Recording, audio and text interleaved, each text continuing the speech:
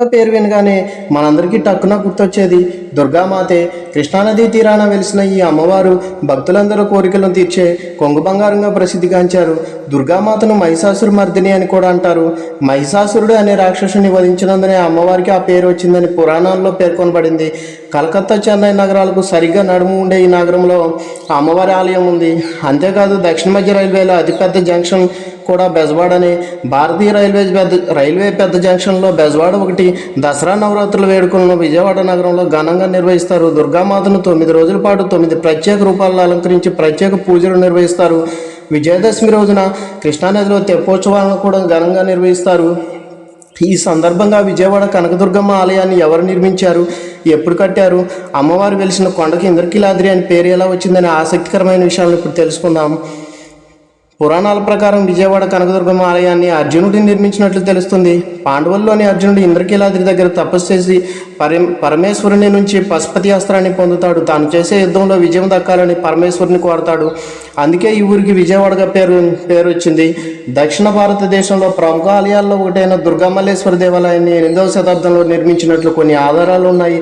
అయితే ఈ ఆలయ నిర్మాణానికి సంబంధించి మరికొన్ని కథలు కూడా ప్రాచుర్యంలో ఉన్నాయి. పూర్వకాలంలో విష్ణుకుండివ మహారాజు మాధవధర్మ అనే రాజు బెజవాడ నగరాన్ని పాలించే ఆయనకు చాలా కాలం తర్వాత ఆ రాజు దంపతులకు పుత్రుడు జన్మిస్తాడు. తను కూడా తన తండ్రిలాగే నీతి నిజాయితీ ధర్మంగా ఉండటంతో అందరూ తనను ఇష్టపడేవారు. అయితే ఓ రోజు రాకుమారుడు పెంకికుర్రంతో కూడిన రథంతో బయలుదేరాడు. అయితే దాన్ని అదుపు చేయడం అంత సులభం కాదు. అది చాలా పొగరబోతు. దీంతో రాజభటులు వీధుల్లో హెచ్చరికలు చేస్తూ పరుగులు తీశారు. అయితే అప్పుడు అక్కడున్న బాలుడు ఆటల్లో మునిగిపోవడంతో తనకు వారి మాటలు వినిపించలేదు. మరోవైపు ఇష్టారాజ్యంగా వెళుతున్న గుర్రపు రథాన్ని అదుపు చేయడానికి రాకుమారుడు ఎంత ప్రయత్నించినా తన వల్ల కావడం లేదు. ఆ సమయంలో బాలుడు రథచక్రం కింద పడి ప్రాణాలు కోల్పోయాడు. ఆ బాలుడి తల్లి తన భుజాలపై తనను మోసుకొచ్చి రాజులు భోగభాగ్యాలను అనుభవించవచ్చు, కానీ ఇలా మనుషుల ప్రాణాలు తీయకూడదని తనకు న్యాయం చేయాలని రోధించింది. అప్పుడు మాధవర్మ ఈ నేరానికి తగిన శిక్ష ఏంటో చెప్పాలని న్యాయాధికారులను కోరతాడు.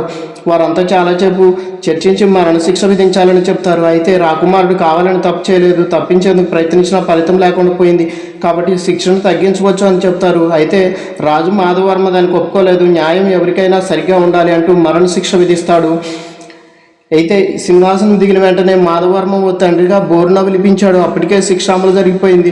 సరిగ్గా అదే సమయంలో మాధవర్మ ధర్మనిష్ఠకి సంతోషించిన బెజవాడ దుర్గమ్మ అటు మరణించిన బాలుడిని ఇటు రాకుమారుని ఇద్దరిని బతికించడమే కాదు అక్కడ కనకవర్షం కురిపించింది.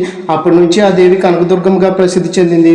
మరో కథనం ప్రకారం కృతయుగంలో అసురుడిని సంహరించేందుకు తాను వస్తానని చెప్పి మాయమవుతుంది. అప్పటి నుంచి కీలుడు పర్వత రూపంలో ఉండి అమ్మవారి కోసం ఎదురు చూశాడు. కొంతకాలం తర్వాత మహిషాసురుడిని వధించి కీలుడికి ఇచ్చిన కోరికను నెరవేరుస్తుంది. ఆ మేరకు మహిషాసుర మర్దిని రూపంలో ఇంద్రకీలాద్రిపై వెలిసినట్లు శాస్త్రాల ద్వారా తెలుస్తుంది. అనంతరం ఇంద్రాద్రి దేవతలందరూ కీలాద్రికి వచ్చి దుర్గామాతను పూజించడం వల్ల ఈ పర్వతానికి ఇంద్రకీలాద్రి అని పేరు వచ్చింది. అమ్మవారి ఇక్కడ కనకవర్ణ శోభితురాలై ఉండటం వల్ల కనకదుర్గ అనే పేరు వచ్చింది. ఇంకో కథనం ప్రకారం ఇక్కడ ఈశ్వరుడు మల్లయుద్ధం చేశాడు, అందుకే మల్లికార్జునుడిగా పిలువబడుతున్నాడు. జగద్గురు ఆదిశంకరాచార్యులు జ్యోతిర్లింగం అదృశ్యం అవటాన్ని గమనించి అమ్మవారి ఆలయ ఉత్తర భాగాన్ని మల్లికార్జునుడి విగ్రహాన్ని పునఃప్రతిష్ఠించారు. దక్షిణ భాగంలో ఉండే అమ్మవారికి దసరా నవరాత్రుల వేళ ప్రత్యేక పూజలు నిర్వహిస్తారు. ఈ పవిత్రమైన రోజుల్లో అమ్మవారిని దర్శించుకుంటే సకల పాపాల నుండి విముక్తి లభిస్తుందని చాలామంది నమ్ముతారు. ఈ వీడియో మీకు నచ్చినట్లయితే లైక్ చేయండి, షేర్ చేయండి. మరిన్ని వీడియోల కోసం ఛానల్ సబ్స్క్రైబ్ చేసుకోండి.